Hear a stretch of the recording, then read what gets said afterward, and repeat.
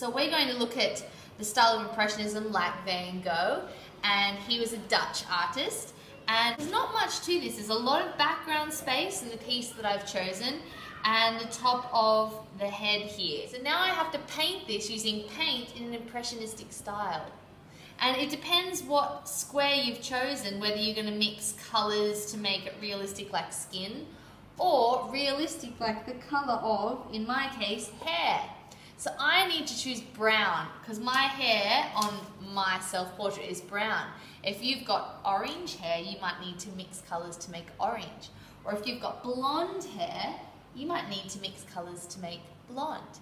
And all hair colours, unless you've got black hair is easy, you need to get black paint. So this, I think, more looks like the colour that I want, a dark brown.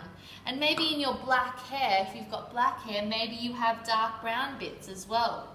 Because what we're going to do with our brush is paint in the impressionistic style, which uses lots of movement lines, So now that I have the colour that I want, I'm going to wipe my brush a little bit, and I could use this brush, I could wipe my brush. Yes, I'm using my finger, it's alright, I can wash or wipe my finger, but I'm going to use the tip of my brush when I paint. So I'm going to take a little bit of paint. If I've got paint on my finger, it's alright, I can wipe it onto the paper. And I'm going to start by outlining using little sweeping lines. Little sweeping impressionistic lines. All in the same direction. Little bit of paint. Sweeping lines. Lots and lots of lines. Using the tip of the brush. If I push heavy, I'm going to get thick lines. We don't want thick lines. We want lots of little lines, all in the same direction. Dip it in. Sweeping lines. Like dab, dab, dab, dab, dab, dab, dab, dab, dab, dab, dab, dab. So this is my first colour. I'm going to wipe my brush, and I'm going to actually use the light colour. Light shades of that colour. I'm going to be able to start to see lots of different colours used in my hair. Can you see this? Can you see what I'm doing? Can you see what I'm doing? All those different lines? Different shades of colour? Now if this brush is too soft, to me it feels a bit soft, so I think I'm going to use maybe a firmer brush, a firmer square head brush. So you need to choose and select your brushes carefully. Dip into my other brown again. We don't want any white, do we? Cover up all the white bits. I'm even going to take a little bit of black. You see the black flicks in there?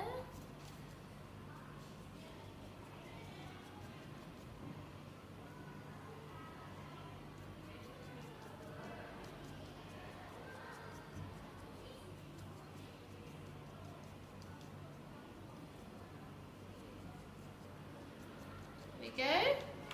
So I finished this part of the hair. Can you see all the different colours in there? I've got all the different browns that I mixed, and I used the same brush technique, all in the same direction to get that effect. Okay? Now what I get to do is, just like Starry Night, I want to create some swirling ideas. Now this is still wet and my fingers have got paint on them, so I'm going to be careful, but just like Starry Night, you get these kind of swirling effects. And I'm going to try and create that with my paintbrush. Right. So I'm going to start by first putting down my light colour, and I'm going to use the same sweeping technique. But I'm this time following the curve of lines. See the swirls? Swirling around. Like Starry Night. Swirling around. Painting with the direction and movement of the lines, just like Van Gogh did. Okay, so now I've got my swirls, I painted that on. Now I get to paint the same technique. Now, Van Gogh uses pointillism, so I could even use the end of my brush and do lots of little dots around here. Maybe a darker colour and then do all my lighter colours on top. So I'm going to do that with the end of my brush and start to paint a lot of different dots and layers and effects in here.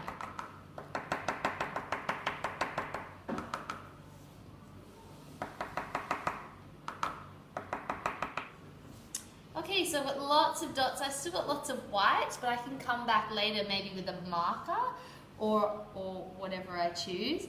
I'm also going to mix some yellow and white together to get a different kind of colour, yellow, to use in my spirals. Using long lines. So we might need to let this dry now, because if I keep adding paint, the paint on here is going to start mixing, and when that mixes, it starts to change the colours. So I'm going to let this dry a little bit. I might just finish by adding some white.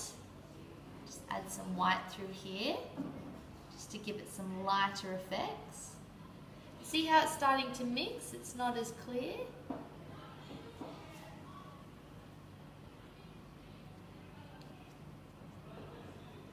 So I'm going to let this dry and then I can come back to finishing it off.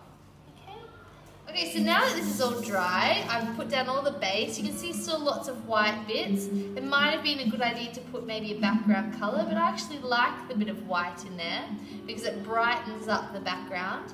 Now that it's dry, I'm going to use my brush. I've got a small palette with the colour scheme that I wanted, which is the yellow, orange, white, pink and red.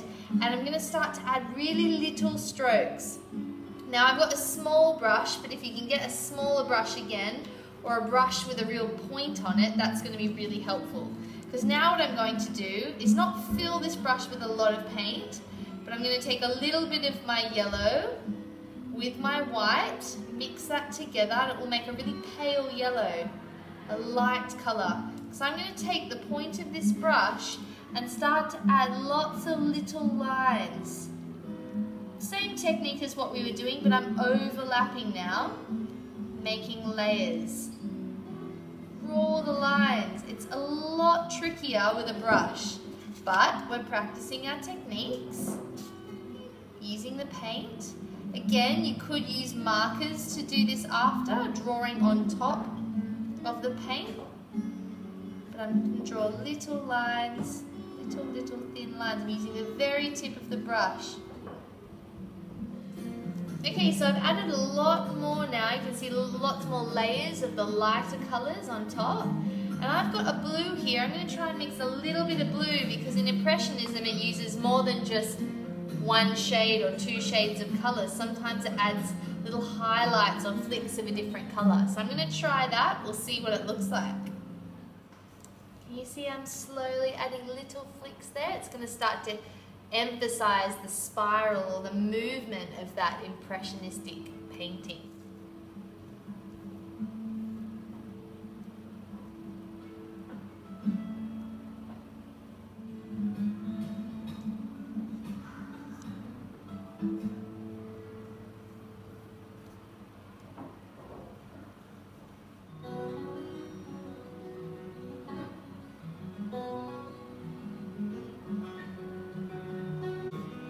Okay, so you can have a look here and you can see that I think I've finished my impressionistic background. A lot of pointillism used there, as well as little lines and strokes and creating movement with the paint. So have a go. You can see I use my longer lines here for the hair or your facial features, using the colour mixing more realistic in an impressionistic style. So a little bit different to Surratt maybe. But then we've got this Van Gogh style with his Starry night. You can create lots of pointillism, lots of movement to show that we've adapted his style. Enjoy and have fun!